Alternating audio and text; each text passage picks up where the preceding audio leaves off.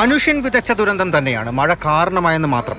ബേസ്മെന്റിൽ പാർക്കിങ്ങും storage മുറിയും മാത്രം നടത്താൻ അനുമതിയുണ്ടായിരുന്ന കോച്ചിംഗ് സെന്ററാണ് ലൈബ്രറിയും ക്ലാസ് റൂമുകളും പണിത് വിദ്യാർത്ഥികളെ കുത്തി നിറച്ചത്. അപകടം സംഭവിച്ചപ്പോൾ അനുശോചനം രേഖപ്പെടുത്തി അന്വേഷണത്തോട് സഹകരിക്കുമെന്ന് വാർത്താക്കുറിപ്പ് പുറത്തിറക്കി റാവൂസ്.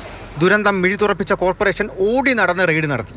നിയമലംഘനം കണ്ടെത്തിയ 13 കോച്ചിംഗ് സെന്ററുകൾ പൂട്ടി. കോച്ചിംഗ് സെന്ററിന് മുന്നിൽ ഇപ്പോഴും പ്രതിഷേധത്തിലാണ് വിദ്യാർത്ഥികൾ.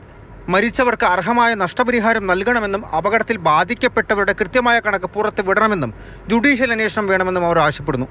ഇവൻ ആളിത്തിരി ഒരു ഹൈറ്റും എല്ലാം ഉള്ള ആളാണ്. അപ്പോൾ എനിക്ക് തോന്നുന്നു ഇവൻ ഹെൽപ്പ് ചെയ്ത് എല്ലാവരും പുറത്ത് വരാൻ വേണ്ടി കുറേ ആൾക്കാരെ സഹായിച്ചിട്ടായിരിക്കും അവസാനം അങ്ങനെ വന്നത്. നടപടിക്രമങ്ങളെല്ലാം പൂർത്തിയാക്കി നെവിന്റെ മൃതദേഹം ഇന്ന് നാട്ടിലെത്തിക്കും. ഇതിനോടകം പോസ്റ്റ്മോർട്ടത്തിന് ശേഷം മൃതദേഹം ബന്ധുക്കൾക്ക് വിട്ടു നൽകി. വൈകിട്ട് 8:30 വിമാനത്തിൽ തിരുവനന്തപുരത്തേക്കാണ് കൊണ്ടുവരുന്നത്. വിഷയം രാജ്യസഭയിൽ ഹ്രസ്വചർച്ച നടത്തുമെന്ന് അധ്യക്ഷൻ ജഗ്ദീപ് ധൻകർ പ്രഖ്യാപിച്ചു. ലോക്സഭയിലും വിഷയം ഉന്നയിച്ചു. 3 വിദ്യാർത്ഥികൾക്ക് ജീവൻ നഷ്ടമാകേണ്ടി വന്നു. അധികാരികളുടെ കണ്ണ് തുറപ്പിച്ചതാ ഇതുപോലെ ഓവുചാലുകൾ തോണ്ടി വൃത്തിയാക്കാൻ.